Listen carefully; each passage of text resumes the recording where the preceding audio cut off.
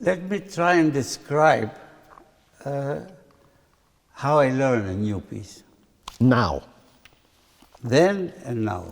That has not changed.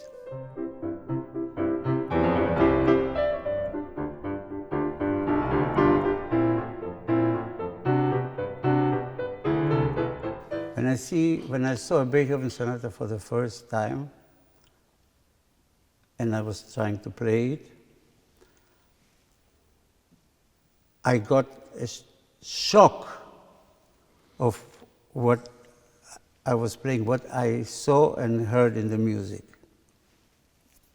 First time I read it, incredible shock, especially in Beethoven, I have to say. But then I started to study it. To study it means what? To learn to read the text. As we have often spoke about, the word interpretation is totally out of context. Beethoven doesn't need an interpreter or a translator, it's all there. But to read the text doesn't mean to read only that this is an F and that is a C.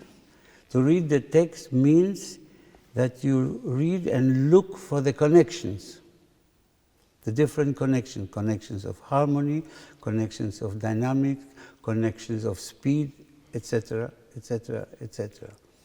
And this is a long process. Some pieces take longer, others take less, but it is a long process. And after thorough study in this way of examining the text, shall we say, I am ready to perform the piece. But it is very important for me to remember the first impression, the shock. Mm-hmm.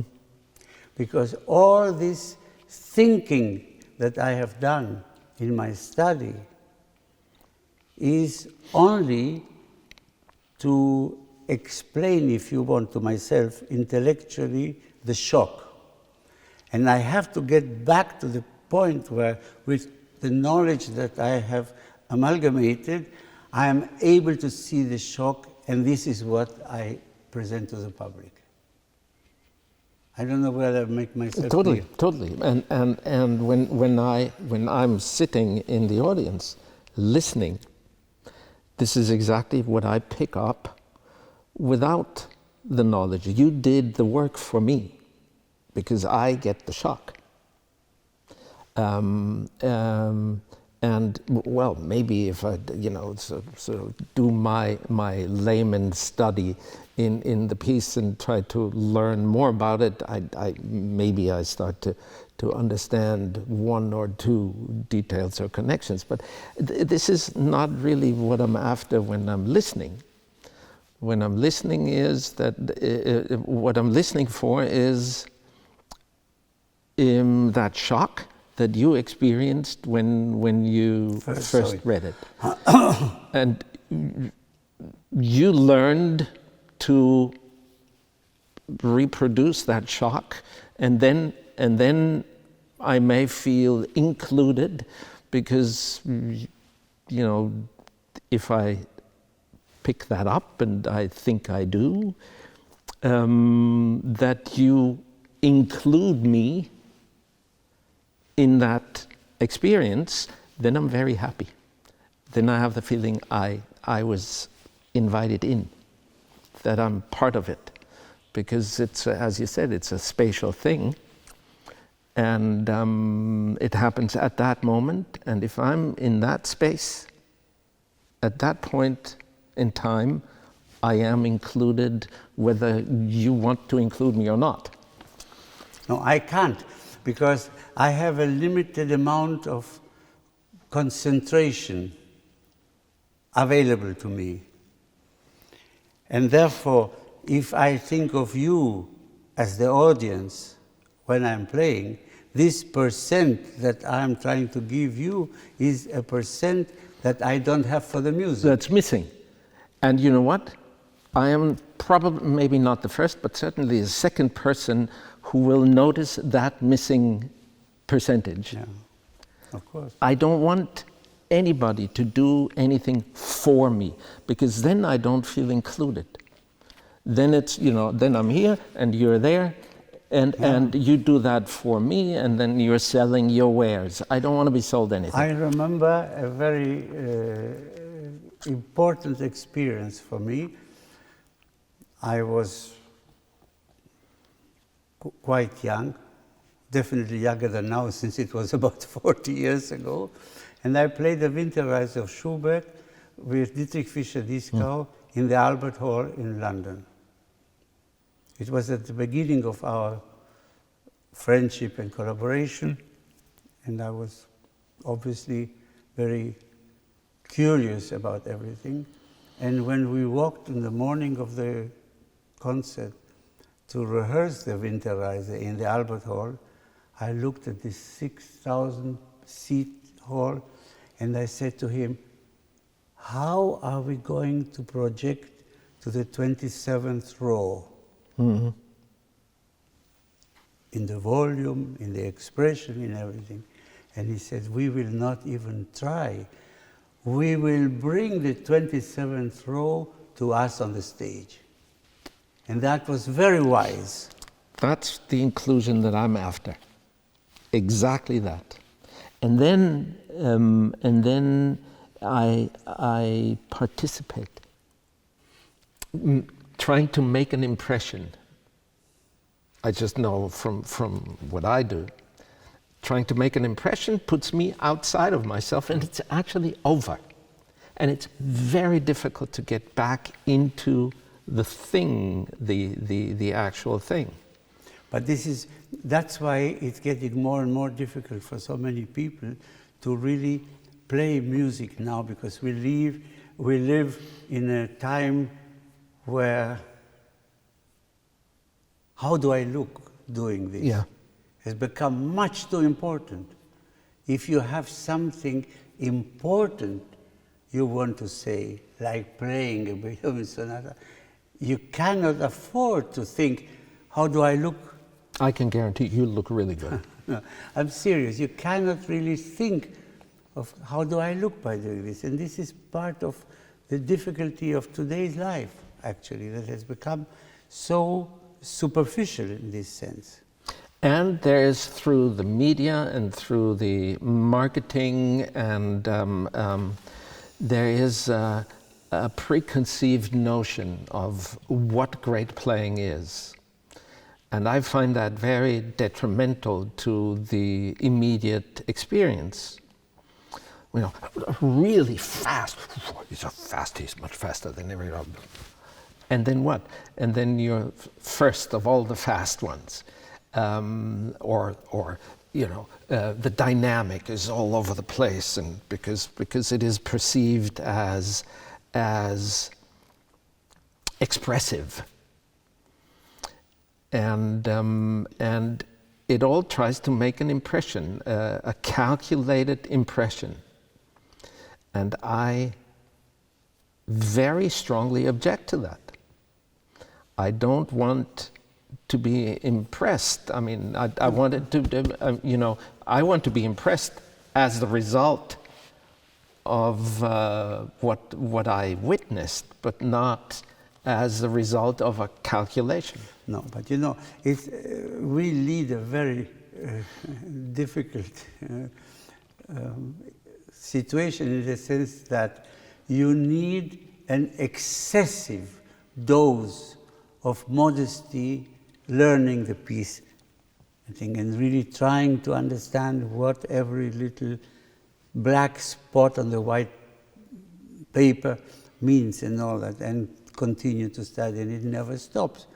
I mean, the pieces that I have played since I'm 10 and 11, and I still play, I study them all the time, again and again, because I think this is essential, this excessive modesty, not I know it already, I can just play it. And I must say, with total lack of modesty, I have naturally quite a certain amount of facility, but I never rely on that. I never rely on that. But then we walk on stage, to play the same Beethoven sonata, and there's many people there, and then you need an excessive sense of assurance. Therefore, you need these two extremes of excessive modesty and excessive assurance that is humanly not easy. But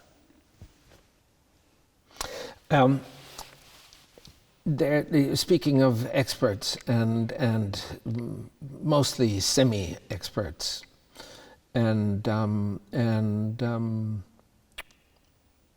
savants and connoisseurs, and to avoid the critic, the ones who know or think they do, and I find that can poison an atmosphere in a concert hall.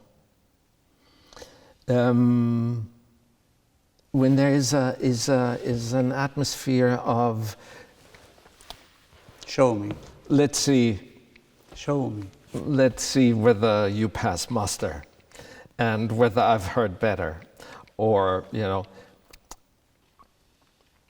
and in a way, the best moments for me as a listener may not even be the best moments of masterful playing. But when this atmosphere dissolves into a purity of openness, to really let the thing happen, the piece, the music, when it happens. So our culture is not really conducive to that. Our culture is more on the side of constant evaluation. And I regret that. That's why ranking, he's the best, and then she's the second best, and then the rest is, does that matter? Do you find that people evaluate the music too, or only the performers? No, I think they do. What I really think is they evaluate their presence, I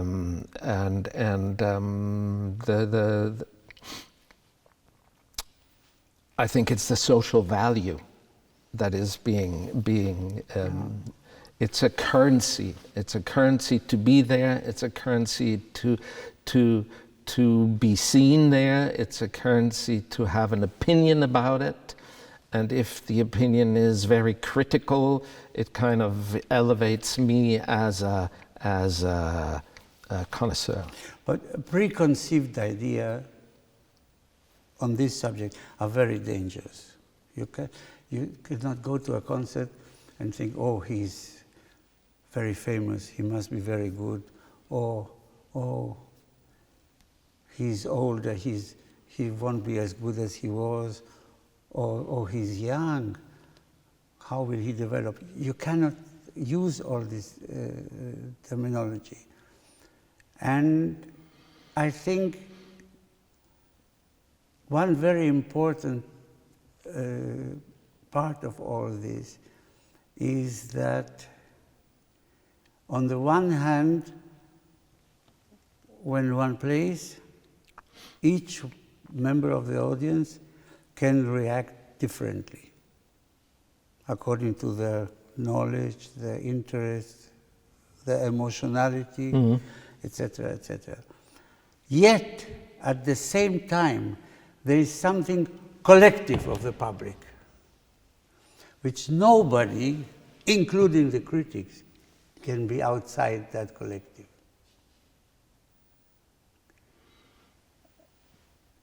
And I think sometimes they forget that, and they think they are individually able to have an opinion that is different from what everybody. I think when I know myself, when I go to a concert and I feel part of the audience. I don't feel I'm a musician, I know.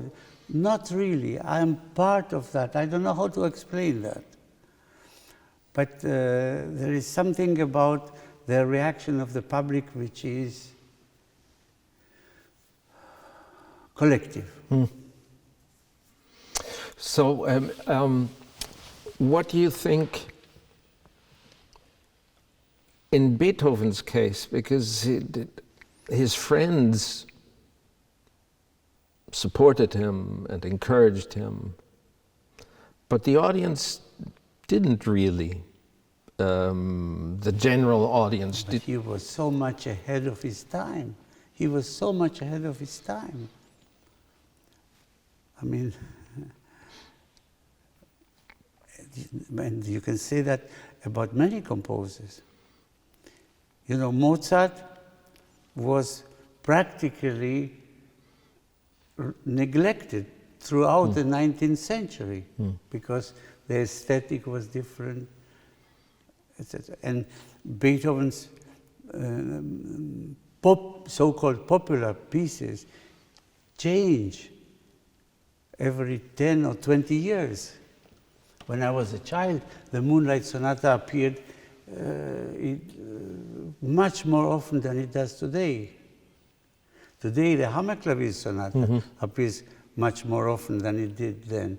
It is something very, very, very strange.